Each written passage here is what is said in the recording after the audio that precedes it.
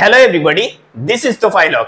আজকের এই spoken English ক্লাসে আমি তোমাদের সঙ্গে এমন একটা ম্যাজিক ট্রিক শেয়ার করব যে ট্রিকটা অ্যাপ্লাই করলে তোমরা নিজে থেকেই অতি সহজে হাজার হাজার বাক্য ইংরেজিতে তৈরি করতে পারবে।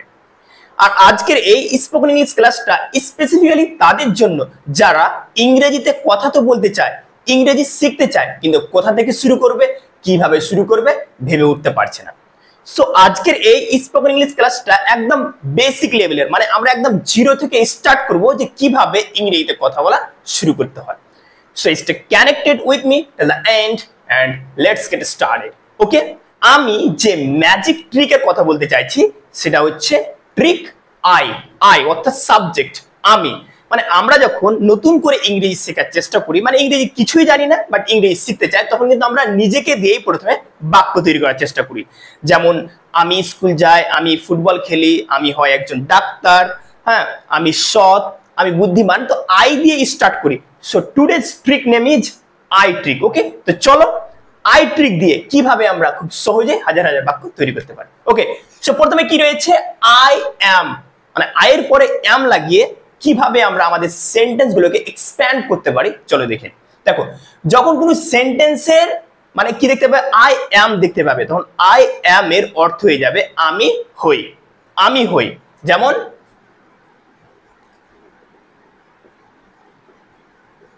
আমি হই।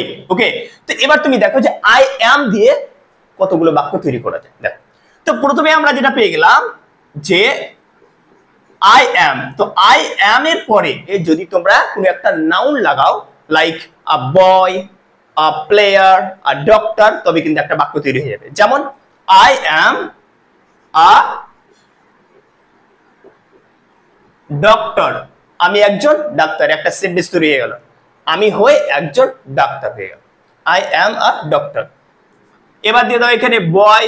বয় মানে কি, বয় তো কি নাউন, আই অ্যাম আ বয়। দেখো এখানে যে আর্টিকেল এ রয়েছে, হ্যাঁ, এটা কিন্তু দিতে হবে, কারণ যদি নাউন একটা হয় আর সেটা যদি কাউন্টেবল হয়, মানে গুনতে পারা যায়, তাহলে তার আগে কিন্তু একটা আর্টিকেল দিতে হবে। ওকে, তো এখানে একটা আর্টিকেল লাগবে। তো আই অ্যাম আ ডক্টর, আমি হই একজন ডাক্তার। আই অ্যাম আ বয়, আমি হই একজন ছেলে।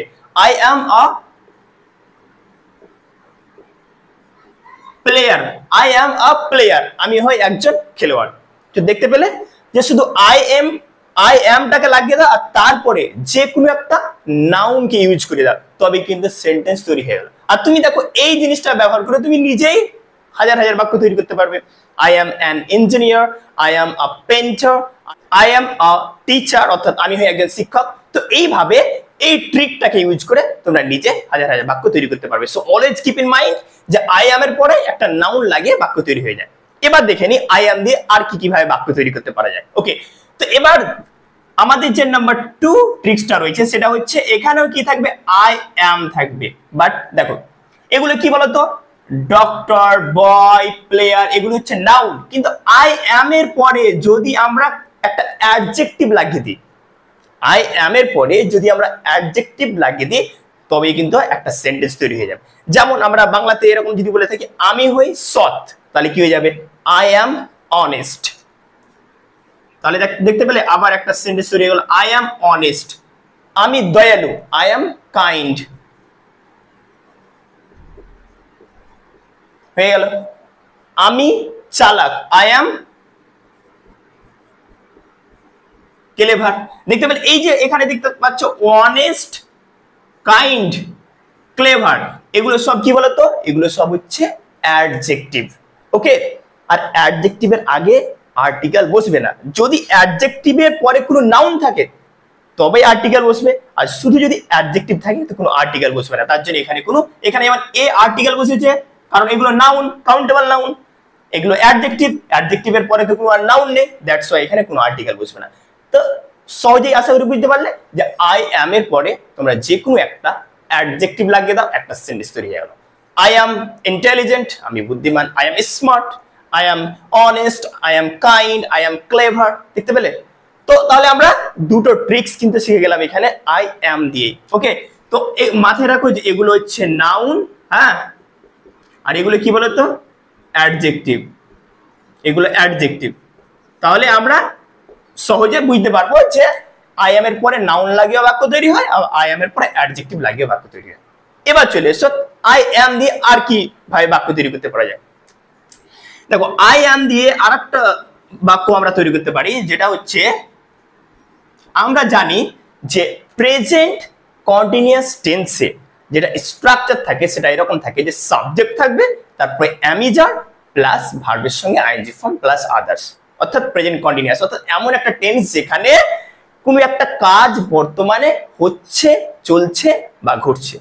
সো খুব সহজেই বুঝতে পারবে। দেখো যে আই অ্যাম এর পরে যে কোনো একটা আইএনজি ফর্ম যুক্ত ভার্ব নিয়ে নাও, যেমন গো মানে যাওয়া, তো গো এর আইএনজি ফর্ম কি হবে, অর্থাৎ গো এর প্রেজেন্ট পার্টিসিপাল ফর্ম কি হবে, গোয়িং।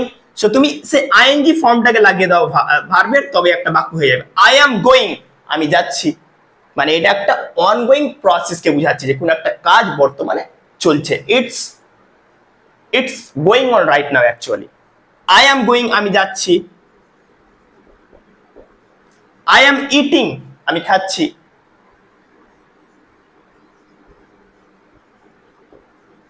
আই অ্যাম ড্রয়িং আমি আঁকছি, ড্র মানে আঁকা। তো দেখতে পেলে যে আই অ্যাম এর পরে যদি আবার ভার্বের আইএনজি ফর্ম লাগিয়ে দাও তাহলে কিন্তু আবার একটা বাক্য তৈরি হয়ে গেল। এবার এখানে একটা জিনিস মাথায় রাখবে, এখানে বলছে আই অ্যাম গোয়িং আমি যাচ্ছি, ভালো কথা, বাট কোথায় যাচ্ছ এটাও তো অ্যাড করতে হতে পারে, তাই না? তো তুমি যদি বাজার যাও I am going to market আমি বাজার যাচ্ছি। তুমি যদি স্কুল যাও I am going to school আমি স্কুল যাচ্ছি। তুমি যদি মসজিদ যাও আই এম গোয়িং টু মস্ক আমি মসজিদ যাচ্ছি। তো অবজেক্টের যদি প্রয়োজন হয় তো লাগিয়ে দিবে। যেমন ইটিং এর ব্যাপারটা বলছে আই এম ইটিং আমি খাচ্ছি। ইট হোয়াট কি খাচ্ছ, তুমি হতে পারে ম্যাঙ্গো হতে পারে, ভাত হতে পারে, তো তুমি সেই অবজেক্টটাকে লাগিয়ে দাও। যেমন এখানে যদি আমি বলি যে আই এম ইটিং, এতদূর পর্যন্ত ঠিক আছে, মানে আমি খাচ্ছি, কি খাচ্ছ ওটা লাগিয়ে দাও। এটা হতে পারে রাইস, ব্রেড অথবা কেক,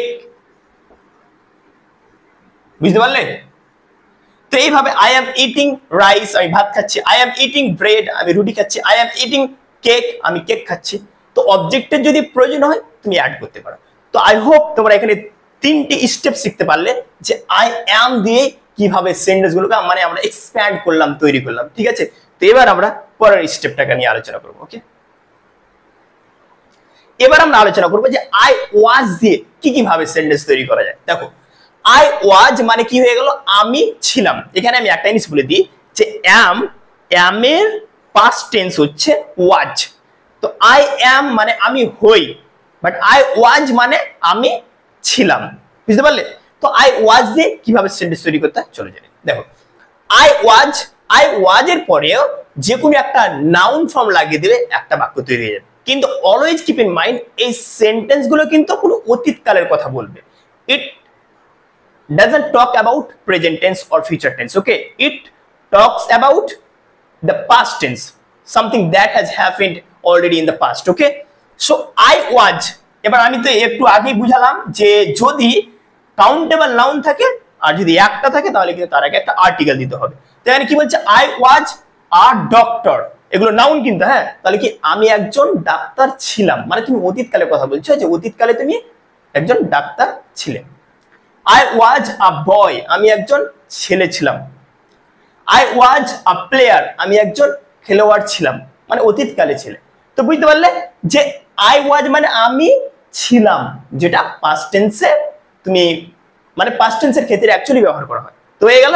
তো সেম কেস এখানেও যে I was এর পরে যদি আমরা একটা নাউন ফর্ম লাগিয়ে দিই তবে কিন্তু একটা বাক্য তৈরি হয়ে যাবে খুব সহজে। ওকে, I was a teacher, আমি একজন শিক্ষক ছিলাম। Okay, I was a bike rider, আমি একজন বাইক রাইডার ছিলাম। বুঝতে পারছো ওয়ার্ডগুলো? তো এইভাবে সেন্টেন্স তোমরা নিজে থেকে তৈরি করতে পারো, কোনো সমস্যা নেই। জাস্ট আই ওয়াজ আর যে কোনো একটা নাউন লাগিয়ে দাও, দ্যাটস ইট। তারপরে কি বলছে, এবার আই ওয়াজ এর পরে তোমরা যদি একটা অ্যাডজেক্টিভ লাগিয়ে দাও তবে কিন্তু একটা সেন্টেন্স তৈরি হয়ে যাবে। যেমন আই ওয়াজ অনেস্ট, আমি সৎ ছিলাম। মেবি ইউ আর নট মানে honest now, okay? I was honest হয়ে গেল। আই ওয়াজ কাইন্ড, আমি দয়ালু ছিলাম। আই ওয়াজ ক্লেভার, আমি চালাক ছিলাম। আই ওয়াজ ইন্টেলিজেন্ট, আমি বুদ্ধিমান ছিলাম। তো দেখতে পাচ্ছ কিভাবে স্মুথলি সেন্টেন্স তৈরি হয়ে যাচ্ছে। জাস্ট তোমাদেরকে ট্রিক্সটাকে মাথায় রাখতে হবে যে আই ওয়াজ দিয়ে কি কি ভাবে অপশন রয়েছে বাক্য তৈরি করা, তখন কিন্তু মাথায় চলে আসবে। ঠিক আছে, সো আই ওয়াজ এর পরে নাউন, আই ওয়াজ এর পরে অ্যাডজেক্টিভ। আর এখানে যেটা পার্থক্য, নাউনের আগে কিন্তু একটা আর্টিকেল নিতে হবে, যেহেতু নাউন এটা কাউন্টেবল নাউন আর একটাকে বোঝাচ্ছে তার জন্য। আর অ্যাডজেক্টিভ যদি শুধু অ্যাডজেক্টিভ থাকে তাহলে কিন্তু কোনো আর্টিকেল প্রয়োজন নেই। আমি এই ব্যাপারটা উদাহরণ দিয়ে বুঝাচ্ছি। আমি যদি বলি যে আই ওয়াজ ওয়ানেস্ট, আমি সৎ ছিলাম, ঠিক আছে বাক্যটা রাইট। বাট আমি যদি বলি আই ওয়াজ, এবার আমি এখানে কি দিলাম, ম্যান দিয়ে দিলাম, মানে আই ওয়াজ ওয়ানেস্ট ম্যান, মানে আমি সৎ মানুষ ছিলাম। কিন্তু এখানে দেখো এটা কি বলতো, এটা অ্যাডজেক্টিভ রাইট, বাট এটা কি নাউন। দেখো এগুলোতে শুধু অ্যাডজেক্টিভ রয়েছে তার জন্য আর্টিকেল বসেনি, বাট এখানে কি রয়েছে, অ্যাডজেক্টিভের পরে নাউন রয়েছে তার জন্য এখানে আবার আমাদেরকে নিতে হবে an. I was an honest man, এই অ্যানটা কার জন্য বসলো, এই নাউনের জন্য। ওই নাউন যদি না থাকতো, শুধু যদি অ্যাডজেক্টিভ থাকতো তাহলে কিন্তু অ্যান মানে কোনো আর্টিকেল বসতো না। Clear? So I was an honest man, আমি একজন সৎ মানুষ ছিলাম। ওকে, তাহলে আমরা দুটো জিনিস শিখে গেলাম। এবার দেখো আই ওয়াজ দিয়ে আরেকটা মানে বাক্য তৈরি করতে পারা যায়, যেটা হচ্ছে পাস্ট কন্টিনিউয়াস টেন্সে। মানে পাস্ট কন্টিনিউয়াস টেন্স বলতে কি, যে সাবজেক্ট থাকবে, তারপরে ওয়াজ অথবা ওয়্যার প্লাস ভার্বের সঙ্গে আইএনজি ফর্ম প্লাস আদার্স। এখানে একটা জিনিস মাথায় রাখতে হবে যে অতীতকালে কোনো একটা কাজ হচ্ছিল, চলছিল, এরকম বোঝাতে আমরা পাস্ট কন্টিনিউয়াস টেন্সটাকে ব্যবহার করে থাকি। তো আমরা আই ওয়াজ দিয়ে পাস্ট কন্টিনিউয়াস টেন্সের মানে বাক্য তৈরি করতে পারি। তো এখানে বাক্যগুলো কিভাবে তৈরি করতে হবে, আই ওয়াজ এর পরে বেশি কিছু করতে হবে না, একটা ভার্বের সঙ্গে শুধু আইএনজি ফর্ম লাগিয়ে দাও, দ্যাটস ইট। যেমন ওয়াচ, ওয়াচ সে কি করে দিলাম, ওয়াচিং, তাহলে কি হয়ে যাবে, আই ওয়াজ ওয়াচিং। কি দেখছিলে, মনে করো তুমি কিন্তু ওয়েব সিরিজ দেখছিলে, সো বলতে পারো I was watching a horror web series, মানে আমি একটি ভয়ঙ্কর ওয়েব সিরিজ দেখছিলাম। তারপরে তুমি এটাও বলতে পারো আই ওয়াজ রাইটিং আছে, এখানে আই ওয়াজ এর পরে যদি ভার্বের সঙ্গে আইএনজি ফর্ম দিয়ে দাও তবে কিন্তু বাক্য তৈরি হয়ে যাবে। I was writing a letter, আমি একটি চিঠি লিখছিলাম, মানে তুমি অতীতকালে কাজটা কন্টিনিউয়াসলি করছিলে। Okay, I was writing a letter. I was eating rice, আমি ভাত খাচ্ছিলাম, I was eating rice. I was eating rice, আমি ভাত খাচ্ছিলাম। বুঝতে পারলে যে অতীতকালে তুমি ভাতটা খাচ্ছিলে কন্টিনিউয়াসলি। ক্লিয়ার? তো আশা করি তুমি আই ওয়াজ দিয়েও তোমরা তিনটি স্ট্রাকচার শিখে গেলে যে আই ওয়াজ দিয়ে কি কিভাবে বাক্য তৈরি করতে হয়। ওকে, তো এবার আমরা পরের স্টেপটাকে নিয়ে আলোচনা করব। এবার আমরা আলোচনা করব আই উইল। কি রয়েছে, আই উইল। দেখো আই উইল কথার বাংলা অর্থ হচ্ছে আমি হব, আমি হব, আমি হব। ওকে, এখানে একটা জিনিস মাথায় রাখবে যে আই উইল কে ফিউচার টেন্সে ব্যবহার করা হয়, অর্থাৎ এমন একটা টেন্স যেখানে কোনো একটা কাজ ইন ফিউচার অর্থাৎ আগামী দিনে হবে, মানে কাজটা এখনো হয়নি, ইন ফিউচার হবে, সেক্ষেত্রে আমরা আই উইল কে ব্যবহার করব। তো দেখো আই উইল রয়েছে, তো আই উইল এর পরে যদি একটা ভার্ব লাগিয়ে দাও, ভার্বের এক নম্বর ফর্ম, তবে কিন্তু বাক্য তৈরি হয়ে যাবে। ওকে, যেমন আমরা দিতে পারি আই উইল বি, এখানে বি লাগিয়ে দেবো কেন বলতো, I will be a doctor, আমি একজন ডাক্তার হব। বুঝতে পারছো ব্যাপারটা? আই উইল তারপরে বি তারপরে যে কোনো একটা নাউন লাগিয়ে দাও তবে কিন্তু বাক্য তৈরি হয়ে যাবে। I will be a teacher, আমি একজন শিক্ষক হব, হয়ে গেল। I will be a painter, I will be a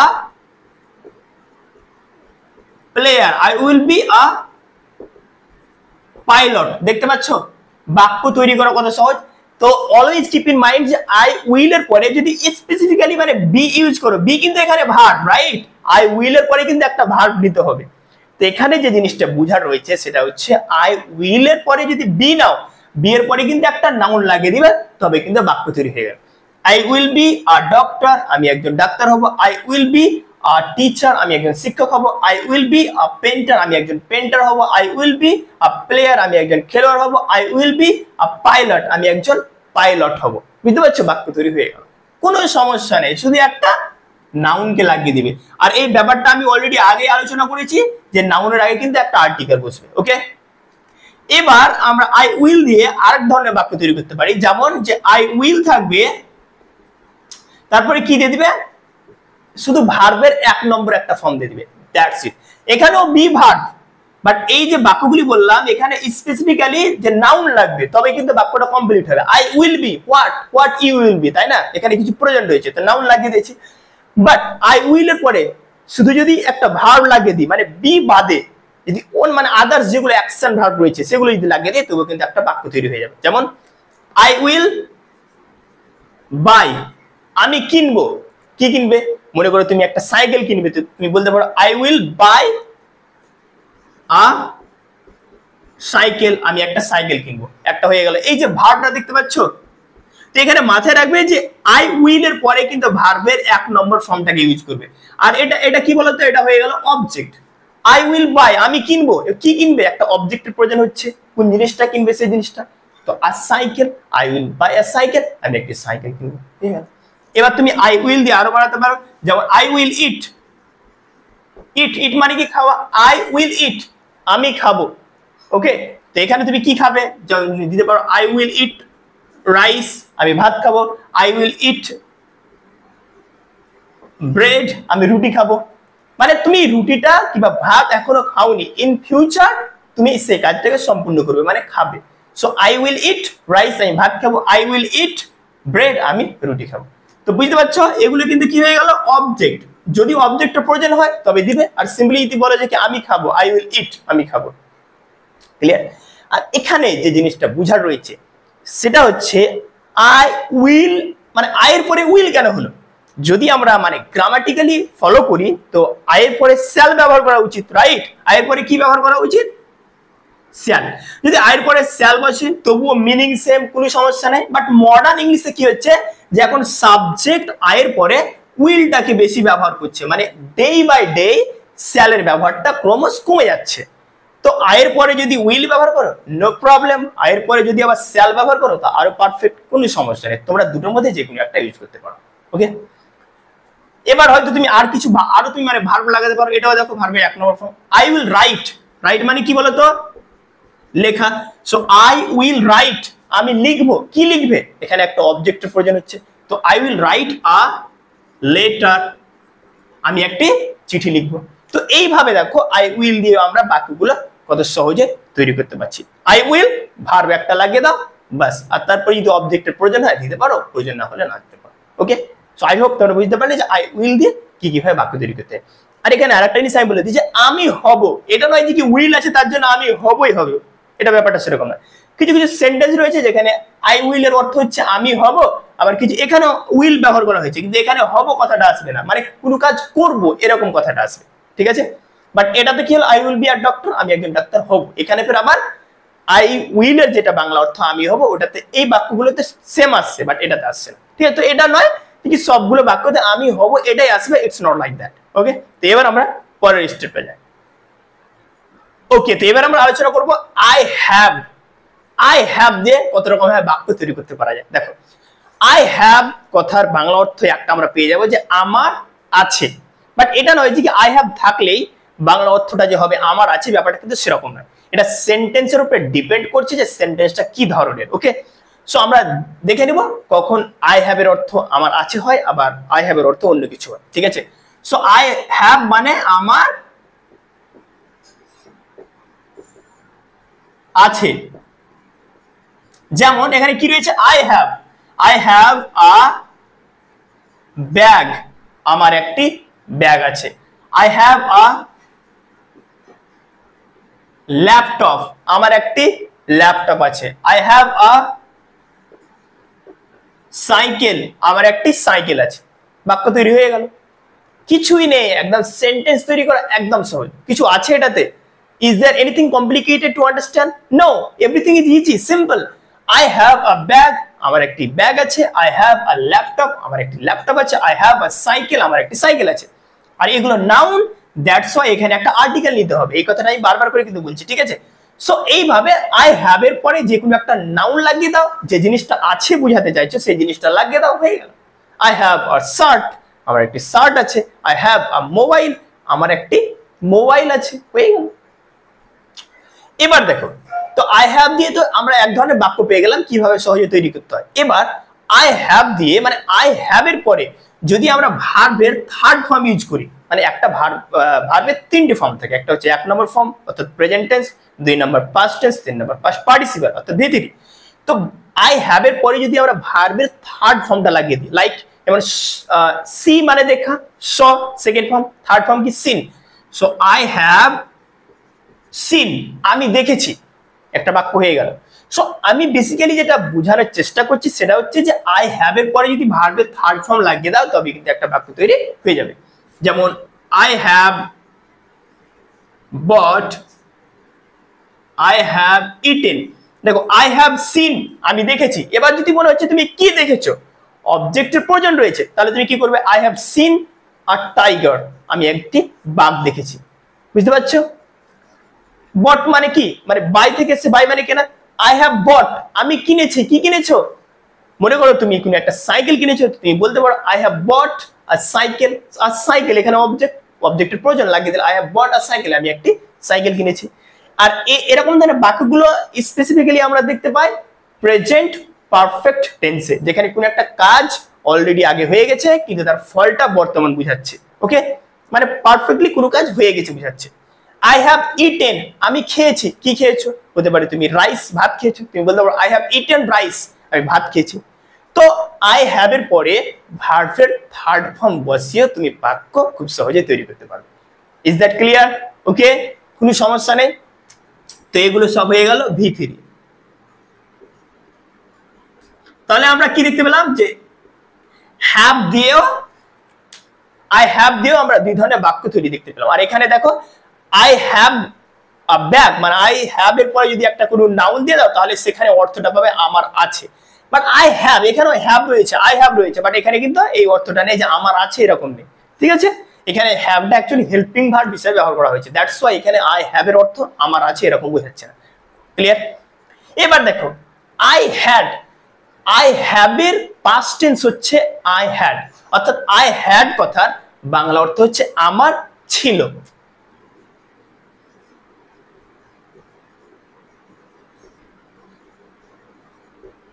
আমার ছিল। যেমন আই হ্যাড আ ব্যাগ, আমার একটি ব্যাগ ছিল, মানে অতীতকালে। আই হ্যাড অ্যাকচুয়ালি পাস্ট টেন্সের কথা বলছি, যে পাস্টে মানে অতীতকালে কোনো জিনিস তোমার ছিল, মেবি এখন নেই। ঠিক আছে, so I had a bag, আমার একটি ব্যাগ ছিল। আই হ্যাড আ পেন, আমার একটি কলম ছিল।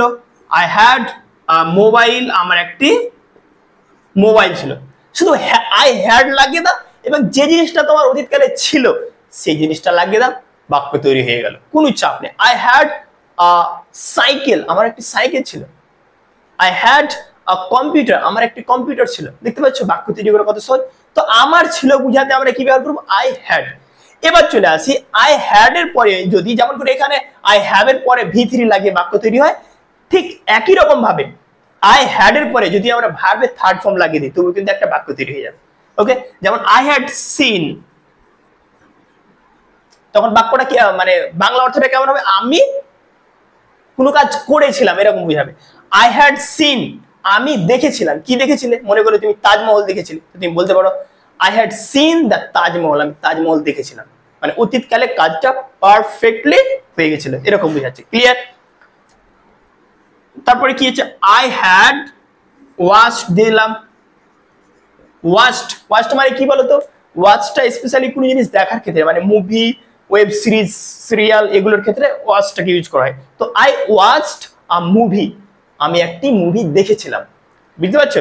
তো হ্যাড এর পরে ভার্বের 3 নম্বর ফর্ম দিয়ে কিন্তু আমরা কি বলতো বাক্য তৈরি করতে পারি, যেখানে তার বাংলা অর্থগুলো এরকম হবে যে কোনো কাজ আমি করেছিলাম, দেখেছিলাম, খেয়েছিলাম, এরকম বুঝাবে। ক্লিয়ার? ওকে, এবার আমরা পরের স্টেপটা চলে যাই। এবার পরের গঠনটি হলো আই ক্যান। আই ক্যান, দেখো ক্যান হচ্ছে একটা মোডাল ভার্ব, আর ক্যানকে আমরা তখনই ইউজ করবো যখন আমরা আমাদের কোনো কাজ করার অ্যাবিলিটি বুঝাবো, মানে কোনো কাজ করার সামর্থ্য বুঝাবো, সেক্ষেত্রে আমরা ক্যানকে ইউজ করে থাকি। So I can basically means আমি পারবো অথবা আমি পারি।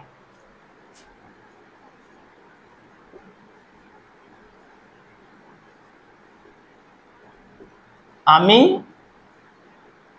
পারবো অথবা পারি, এরকম বাংলাতে অর্থটা হয়ে থাকে। যেমন কি বলছে দেখো, আই ক্যান গো, আমি যেতে পারবো। আই ক্যান ইট, আমি খেতে পারবো। আই ক্যান ডু, আমি করতে পারবো। আই ক্যান রাইট, আমি লিখতে পারবো। বেশি কিছু করতে হবে না, আই ক্যান এর পরে জাস্ট একটা ভার্বের 1 নম্বর ফর্ম জুড়ে দাও, তবে একটা সেন্টেন্স কমপ্লিট হয়ে গেল। এবার এখানে একটা জিনিস বুঝার আছে, যদি অবজেক্টের প্রয়োজন হয় তবে তুমি অবজেক্টস লাগাতে পারো, কোনো সমস্যা নেই। যেমন আই ক্যান গো, আমি যেতে পারবো। কোথায় যেতে পারবে, সে জায়গাটা লোকেশনটা লাগিয়ে দাও। I can go to Kolkata, আমি কলকাতা যেতে পারবো। I can go to school, আমি স্কুল যেতে পারবো। বুঝতে পারছো, অবজেক্ট কিংবা আদার্স যদি প্রয়োজন হয় তো সেটা লাগিয়ে দাও। আই ক্যান ইট, আমি খেতে পারবো। কি খেতে পারবে, মনে করো তুমি বলছো বিরিয়ানি, আই ক্যান ইট বিরিয়ানি, অর্থাৎ আমি বিরিয়ানি খেতে পারবো, অবজেক্ট লাগিয়ে দিলাম। ওকে, আই ক্যান ডু দ্যাট, আমি ওটা করতে পারবো। I can write the letter, আমি চিঠিটি লিখতে পারবো। সো বেসিক্যালি আমি এটাই বোঝানোর চেষ্টা করলাম, যদি অবজেক্টের প্রয়োজন হয় তাহলে মানে যে কাজটা করার তোমার ক্ষমতা রয়েছে, ওকে, সেই অবজেক্টটাকে লাগিয়ে দাও, দ্যাটস ইট, হয়ে গেল।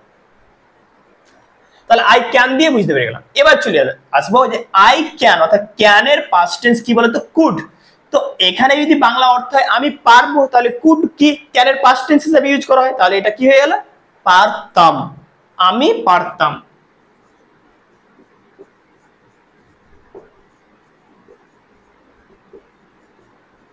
আমি পারতাম। আর এগুলো কিন্তু মোডাল ভার্ব, রাইট, মানে এগুলো ভার্বের পরে পরে একটা কিন্তু অ্যাকশন ভার্ব নিতে হবে। ওকে, যেমন এখানে দেখো ক্যান, তো এটা ভার্ব, এটা হচ্ছে মোডাল ভার্ব। এটা কি বলতো, এটা হচ্ছে modal verb am V, but এর পরে পরে একটা কিন্তু অ্যাকশন ভার্ব লাগবে, যেগুলো এগুলো সব ভার্ব এগুলো। সো আমি পারতাম, যেমন তুমি বলতে পারো আমি যেতে পারতাম, তাহলে কি হয়ে যাবে, আই কুড গো, আমি যেতে পারতাম। আমি খেতে পারতাম, আই কুড ইট। আমি লিখতে পারতাম, আই কুড রাইট। ওকে, আমি কিনতে পারতাম, আই কুড বাই, হয়ে গেল। শুধু এখানেও কুডের পরে একটা ভার্ব লাগিয়ে দাও, তাহলে একটা জিনিস মাথায় রাখবে যে এই কথাগুলো কিন্তু পাস্ট টেন্সের কথা বলছি, যে অতীতকালে তুমি কোনো একটা কাজ করার তোমার অ্যাবিলিটি ছিল, সামর্থ্য ছিল, তুমি করতে পারতে, কিন্তু সেই কাজটা করোনি, এরকম বোঝাচ্ছে। যেমন আই কুড গো দেয়ার, আমি সেখানে যেতে পারতাম। এবার সেম কেস একই, যদি আদার্স প্রয়োজন হয়ে থাকে তাহলে লাগাতে পারো। I could go to the market, আমি বাজার যেতে পারতাম। আই কুড ইট বিরিয়ানি, আমি বিরিয়ানি খেতে পারতাম, কিন্তু তুমি খাওনি, you missed the opportunity. I could write the letter, আমি চিঠিটি লিখতে পারতাম। I could buy that cycle, আমি সাইকেলটি কিনতে পারতাম। বুঝতে পারছো, তো it talks about the past tense, যেখানে তোমার অ্যাবিলিটি ছিল কোনো কাজ করার, বাট তুমি করোনি, এরকম বোঝাচ্ছে। তো সেম কেসে কেন তুমি সিম্পলি এইভাবে বলতে পারো। আবার যদি কোনো অবজেক্টস এর প্রয়োজন হয় তুমি সেটা লাগিয়ে দাও, no problem. I should, should হচ্ছে একটা মোডাল ভার্ব, আর মোডাল ভার্বের পরে পরে কিন্তু একটা আমাদের অ্যাকশন ভার্ব নিতে হবে। আই শুড মানে কি, আমার উচিত, অর্থাৎ শুডকে কোনো সাজেশন অথবা প্রপোজালের ক্ষেত্রে ব্যবহার করা হয়, যে কোনো একটা জিনিস মানে রিকমেন্ডেশনের ক্ষেত্রে, যে কোনো একটা জিনিস করা উচিত, এরকম বুঝাতে। তো আই শুড মানে কি, আমার উচিত। এটা খুবই সহজ একদম বাক্য তৈরি করা। যেমন দেখো আই দিয়ে দিলাম আই শুড স্টাডি, আমার পড়াশোনা করা উচিত। শুধু শুডের পরে একটা যে কোনো ভার্ব লাগিয়ে দাও। আই শুড স্টাডি, আমার পড়াশোনা করা উচিত। আই শুড গো, আমার যাওয়া উচিত। ওকে, আই শুড রেসপেক্ট, আমার সম্মান করা উচিত। বুঝতে পারলে, বাক্য তৈরি হয়ে গেল, কিছু নেই, একদম সহজ। I should, I go, I respect, এগুলো কিন্তু সব ভার্বের 1 নম্বর ফর্ম। তো শুডের পরে মানে আই শুড দিবে, তারপরে যে কোনো একটা ভার্ব দিয়ে দিবে, তো এই বাক্য তৈরি হয়ে গেল। এবার এখানেও সেম কেস, যদি অবজেক্টের প্রয়োজন হয় তাহলে লাগাও আই শুড স্টাডি, এটা তো একটা কমপ্লিট সেন্টেন্স হয়ে যাচ্ছে যে আমার পড়াশোনা করা উচিত, ওটা ঠিক আছে। আই শুড গো দেয়ার, আমার সেখানে যাওয়া উচিত। আই শুড রেসপেক্ট হিম, আমার তাকে সম্মান করা উচিত। বুঝতে পারছো? এখানে হিম অবজেক্ট প্রয়োজন হলো, তার জন্য দিয়ে দিলাম। বুঝলে? তো এইভাবে এই স্ট্রাকচার গুলো ব্যবহার করে তোমরা নিজে থেকে হাজার হাজার বাক্য তৈরি করতে পারো। ওকে, পরের গঠনটি হলো I began to. I began to, দেখো আই বিগ্যান টু খুব সুন্দর একটা স্ট্রাকচার। এই স্ট্রাকচারটা ব্যবহার করে তুমি অনেকগুলো বাক্য তৈরি করতে পারো, তবু আবার খুব সহজে, উইদাউট এনি এফর্টস। ওকে, মানে তুলনামূলকভাবে সেরকম তোমাকে চাপিয়ে নিতে হবে না সেন্টেন্স তৈরি করার জন্য, রাইট? তো কি রয়েছে, আই বিগ্যান টু, আমি শুরু করেছিলাম। এবার যে কোনো একটা কাজ হতে পারে, তুমি শুরু করেছিলে, বাস যে কাজটা শুরু করেছিলে সেই ভার্বটাকে লাগিয়ে দাও, বাক্য তৈরি হয়ে গেল। যেমন আই বিগ্যান টু ক্রাই, আমি কাঁদতে শুরু করেছিলাম, হয়ে গেল একটা বাক্য। আই বিগ্যান টু লাফ, আমি হাসতে শুরু করেছিলাম, হয়ে গেল। আই বিগ্যান টু ইট, আমি খেতে শুরু করেছিলাম। তো দেখতে পাচ্ছি যে বাক্য তৈরি করা কত সহজ। শুধু আই বিগ্যান টু এর পরে কি দিবে, ভার্বের 1 নম্বর ফর্ম দিয়ে দিবে, তবে হয়ে যাবে। ওকে, আই বিগ্যান টু ড্র, আমি আঁকতে শুরু করেছিলাম। ড্র মানে কি বলতো, ড্র মানে হচ্ছে আঁকা। ওকে, আই বিগ্যান টু ড্র, এবার কি আঁকতে শুরু করেছিলে। এবার যদি অবজেক্টস এর প্রয়োজন হয় যে কি আঁকতে শুরু করেছিলে সেটাও লিখবে, তো তুমি একটা অবজেক্ট লাগিয়ে দাও। যেমন I began to draw a picture, আমি একটি ছবি আঁকতে শুরু করেছিলাম। যেমন I began to draw a picture, আমি একটি ছবি আঁকতে শুরু করেছিলাম। But always keep in mind যে আই বিগ্যান টু এর পরে কি বসবে, ভার্বের 1 নম্বর ফর্ম বসবে, তবেই একটা বাক্য তৈরি হয়ে গেল। I began to cry, I began to laugh, I began to eat, I began to draw a picture. That's it. এত সহজ ইংরেজিতে বাক্য তৈরি করা। ওকে, এবার এই স্ট্রাকচারটাও খুব সুন্দর। আই ওয়ান্ট টু মানে কি বলতো, আমি চাই। আই ওয়ান্ট টু মানে কি, আমি চাই। এবার এটা অনেক রকম সেন্সে হতে পারে। আই ওয়ান্ট টু এর পরে কি দিবে বলতো, আই ওয়ান্ট টু এর পরে কি দিবে, ভার্বের 1 নম্বর ফর্ম। এখানেও আই ওয়ান্ট টু গো, আমি যেতে চাই। আই ওয়ান্ট টু ইট, আমি খেতে চাই। আই ওয়ান্ট টু বাই, আমি কিনতে চাই। এবার এখানেও কি বলতো, যে ওয়ান্ট টু এর পরে আমরা V1 দিব সবসময়, কি দিব, V1। এবার যদি অবজেক্টের প্রয়োজন হয়, যেমন I want to go there, আমি সেখানে যেতে চাই। I want to eat biryani, আমি বিরিয়ানি খেতে চাই, objects biryani. Okay, I want to buy, আমি কিনতে চাই। কি কিনতে চাও, সাইকেল, তুমি দিতে পারো যে I want to buy a cycle. দেখো এটা কি হয়ে গেল, অবজেক্ট লাগিয়ে দিলে, আর এটা ভার্ব V1। তাহলে I want to buy a cycle, আমি সাইকেল কিনতে চাই। I want to eat biryani, এটা object. I want to eat biryani, আমি বিরিয়ানি খেতে চাই। বুঝতে পারলে? তো এইভাবে আমরা আই ট্রিক দিয়ে কতগুলি বাক্য তৈরি করে নিলাম। ওকে, সো আশা করি এই ভিডিওটা তোমাদের অবশ্যই হেল্প করবে ইংরেজিতে কথা বলতে, স্পেশালি যারা বিগিনার্স রয়েছে তাদের তো একদম ব্যাপকভাবে সাহায্য করবে যে কিভাবে ইংরেজি বলা শুরু করবে। ওকে, সো এই ভিডিওটা যদি তোমরা এতদূর পর্যন্ত দেখে থাকো, so thanks for watching this video. Okay, ভিডিওটি ভালো লাগলে অবশ্যই লাইক করবেন, শেয়ার করবেন এবং আমার এই চ্যানেলটিকে অবশ্যই সাবস্ক্রাইব করুন। এবং এই ভিডিওটা কেমন হয়েছে let me no in the comment section, এবং নেক্সট ভিডিও কোন টপিকের উপরে বানানো যায় তার মতামতটা তোমরা কমেন্ট সেকশনে লিখতে পারো। Okay, so thanks for watching this video. Thank you.